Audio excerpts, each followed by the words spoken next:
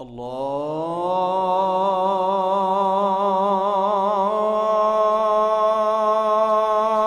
أكبر الله أكبر.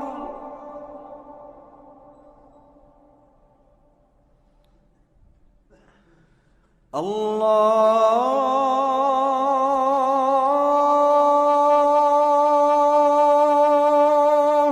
أكبر الله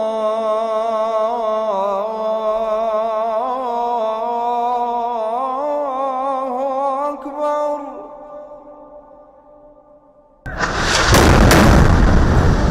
الله أكبر ولله الحمد. الله أكبر الله أكبر الله أكبر الله أكبر.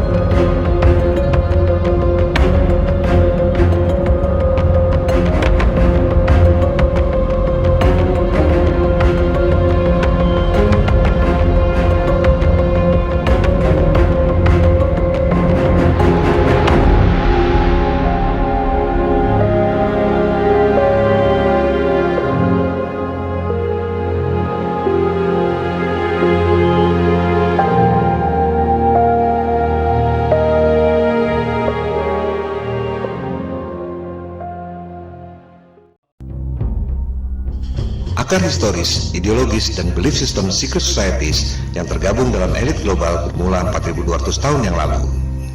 Raja Nimrod alias Namrud adalah antitesis dari Nabi Ibrahim. Mereka hidup di zaman yang sama.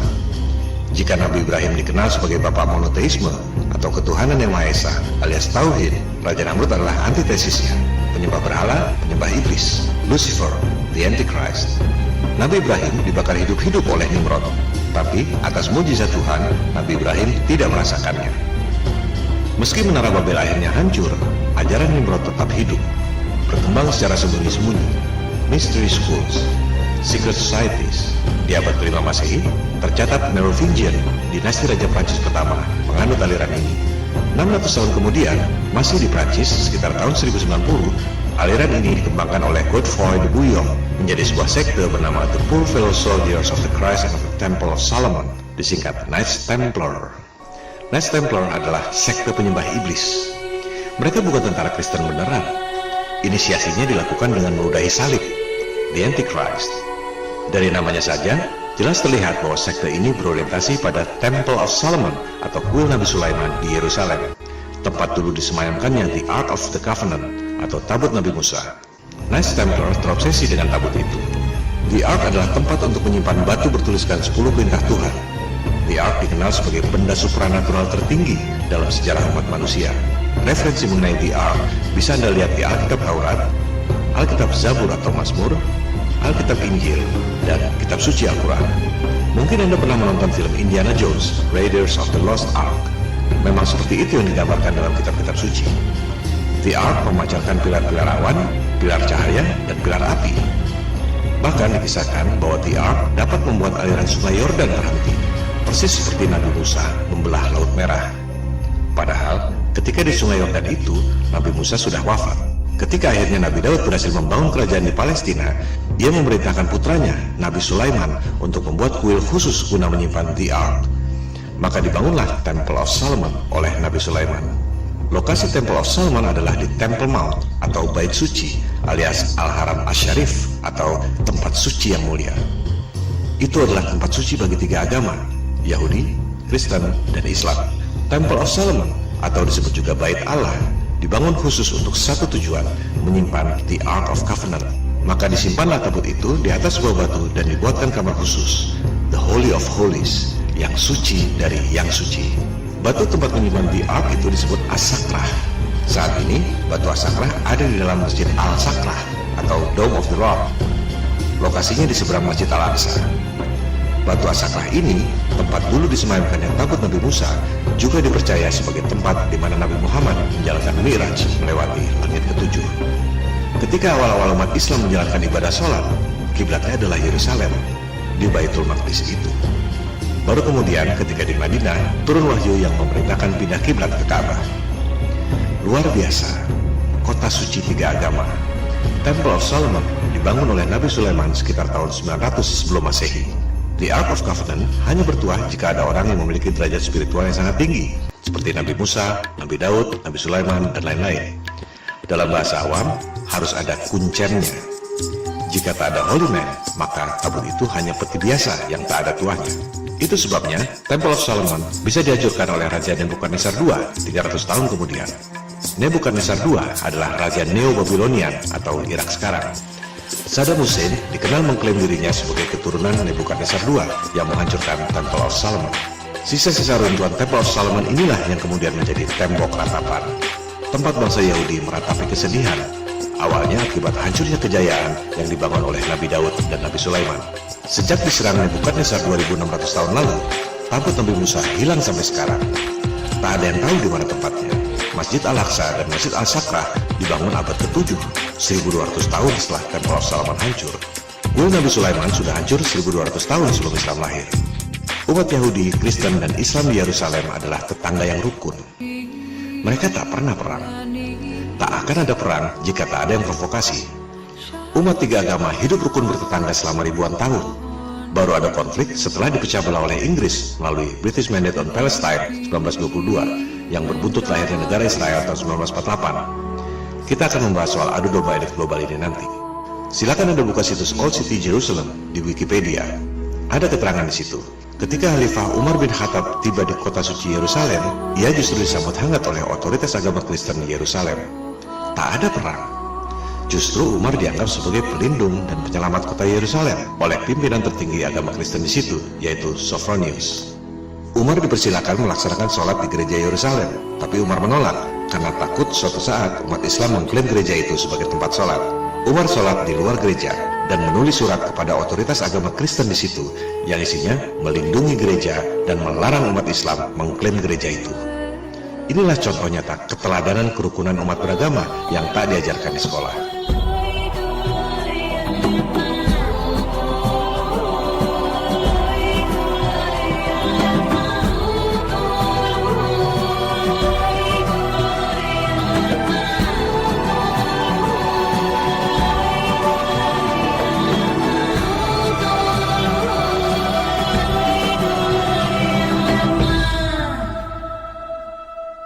Ratus tahun kemudian, kelompok Antichrist dan penyembah iblis di Prancis, Knights Templar, tidak belajar sejarah. Mereka terobsesi dengan kesaktian tabut Nabi Musa yang mereka baca di Alkitab. Mereka pikir tabut itu masih ada di Yerusalem, di lokasi Masjid Al-Aqsa dan As-Sakrah. Betapa bodohnya, mereka tidak tahu Temple of Solomon sudah hancur 1600 tahun sebelumnya oleh bangsa Neo-Babylonia. Tak ada sangkut pautnya dengan umat Islam yang baru lahir 1200 tahun setelah Temple of Solomon hancur.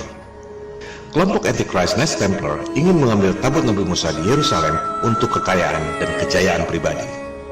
Mereka butuh uang dan butuh dukungan politik. Maka disebarlah fitnah bahwa umat Islam merampok umat Kristen yang berziarah ke Yerusalem, sehingga melahirkan perang salib selama 300 tahun. Adu domba umat beragama dimulai oleh Knights Templar yang melahirkan warisan kebencian 1000 tahun di antara umat Kristen dan umat Islam. Aliran Raja Nimrod ini memang membenci ketuhanan dan agama, mengadu domba umat beragama untuk memperoleh kekayaan dan kejayaan. Perhatikan nama awalnya, The Poor Fellow Soldier. Mereka tadinya adalah tentara miskin. Logonya satu kuda 2 orang, karena tak mampu beli kuda sendiri. Melalui adu domba umat beragama yang melahirkan perang salib 300 tahun, sekte penyembah iblis yang awalnya satu kuda 2 orang itu menjelma menjadi The Bank of Europe. Knights Templar memiliki jaringan dari Eropa sampai Timur Tengah. Dibuatlah sistem cek perbankan dan letter of credit yang kita gunakan sampai sekarang, The Bank of Europe. Fortune and glory, kid. Fortune and glory. Knights Templar kemudian memberi hutang pada raja-raja, termasuk Raja Prancis. Jurus membangkrutkan negara lewat hutang sudah dimulai 1000 tahun lalu oleh Knights Templar. Elit global hanya meniru apa yang dilakukan Knights Templar 1000 tahun lalu. Mereka tak peduli perang selama 300 tahun, tak peduli memakan korban jutaan orang. Yang kita anggap sebagai perang yang mengerikan, buat mereka adalah pesta yang mendatangkan banyak uang. Yang kita anggap sebagai pembunuhan yang keji, mereka anggap ritual kurban yang suci. The Antichrist, Al-Masih Ad-Dajjal.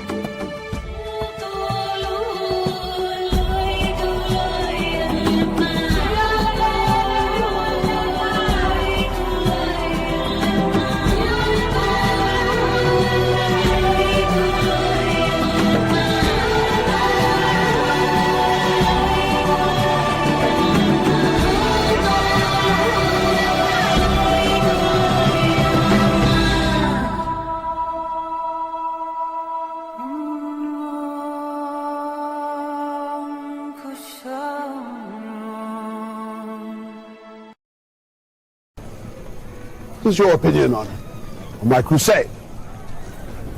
God be pleased with my sacrifice.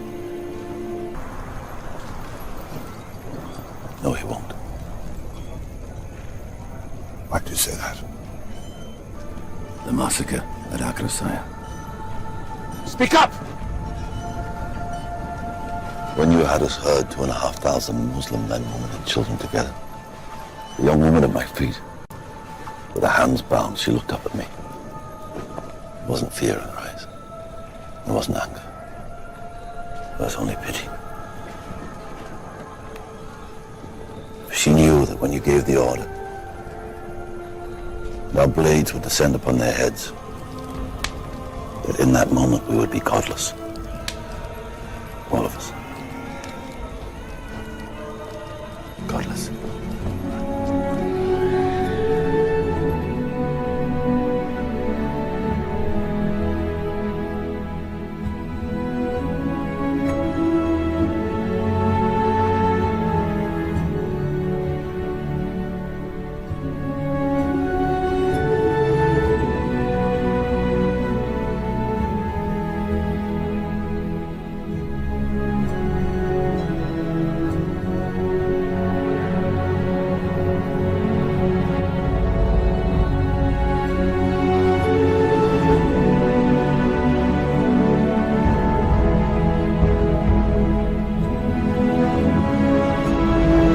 Let's remember here, the people we are fighting today, we funded.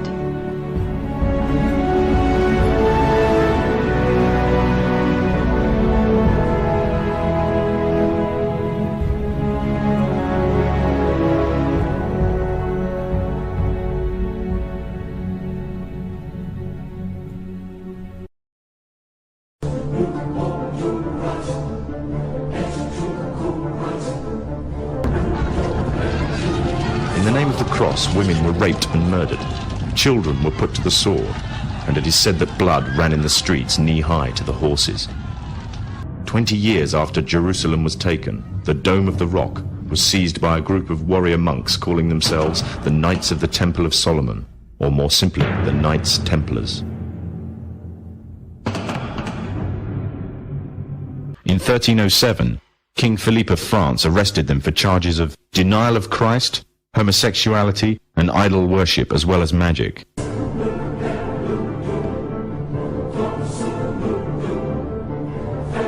Pope Clement V declared all Templars as heretics to Christianity, ordering all their properties to be seized.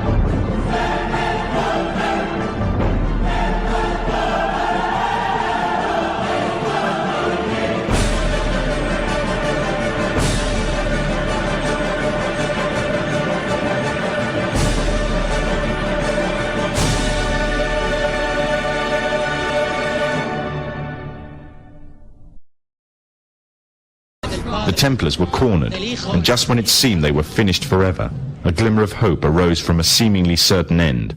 They were to find a safe haven as well as an ally. But not in France. In fact, in a country in a desperate struggle for independence against the English. The country of Scotland.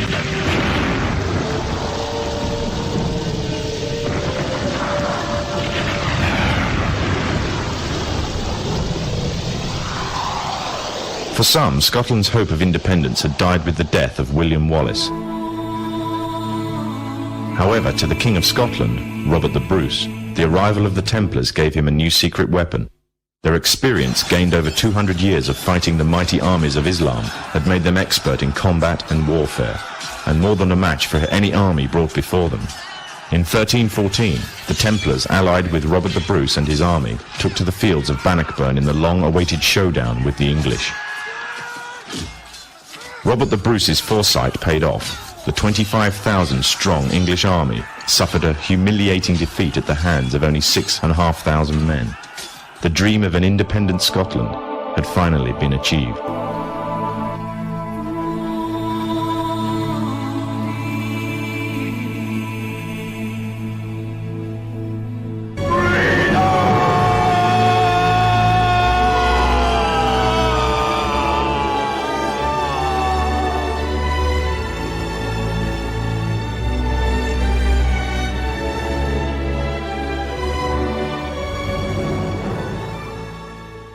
The Templars had brought themselves back from the brink of destruction, and never again would they allow themselves to be destroyed.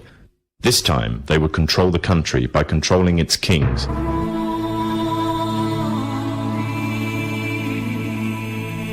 And in order to preserve their secret order, the Templars would have to die, or more precisely, the name would have to die. Their descendants became the true power of Scotland. In 1603, the death of Queen Elizabeth I left England without an heir to the throne.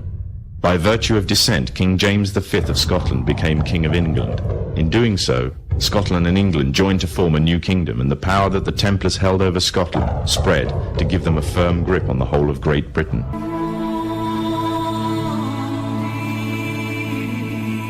All the time they were planning, regrouping, and infiltrating positions of power in all corners of the kingdom. They had grown in both number and strength, and were now ready to coin a new identity, free from their reputation of the past, and given credibility by none other than the monarchy and aristocracy of England.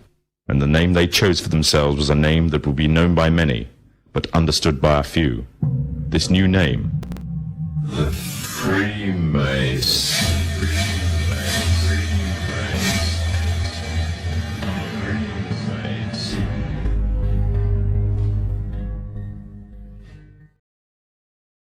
Mereka punya dendam sejarah, diburu, dibunuh, dibakar oleh paus dan rajanya sendiri, dikucilkan oleh masyarakatnya sendiri. Jumlah mereka sedikit, tak akan bisa melawan umat yang banyak, apalagi orang rela mati demi agama. Oleh sebab itu, dogma agama harus dihancurkan lewat Tuhan palsu berkedok sains modern.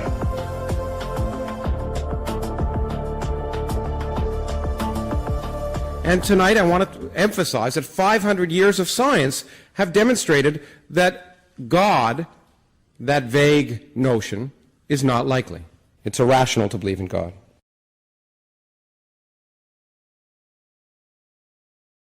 The God of the Old Testament is arguably the most unpleasant character in all fiction. Jealous and proud of it, a petty, unjust, unforgiving control freak, a vindictive, bloodthirsty ethnic cleanser, a misogynistic, homophobic, racist, infanticidal, genocidal, filicidal, pestilential, megalomaniacal, sadomasochistic, capriciously malevolent bully. So that's what you think of God? Yeah, to free yourself from primitive superstition. So religion's a primitive superstition? Oh, I think it is, yes. I think a lot of people, when they give up God, feel a great sense of release and freedom. Itulah cara untuk melemahkan umat yang banyak agar tunduk pada segelintir orang dalam tatanan dunia yang baru. The New World Order.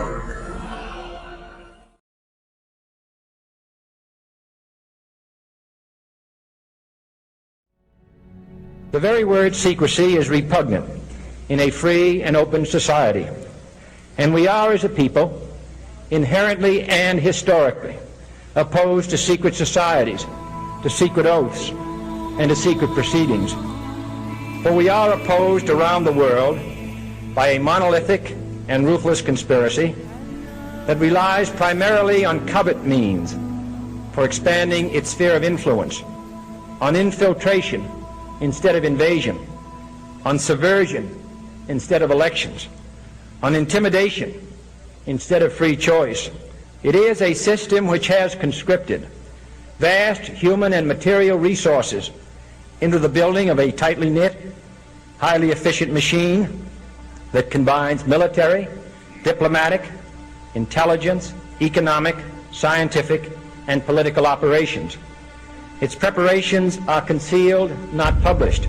Its mistakes are buried, not headlined. Its dissenters are silenced, not praised. No expenditure is questioned, no secret is revealed. That is why the Athenian lawmaker Solon decreed it a crime for any citizen to shrink from controversy.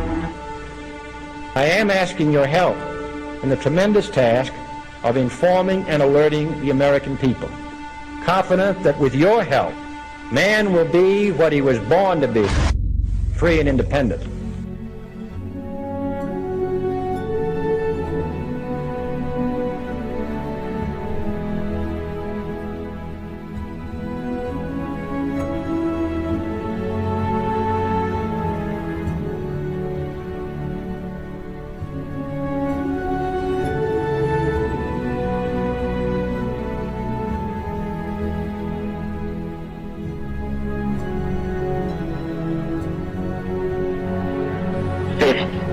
Social justice.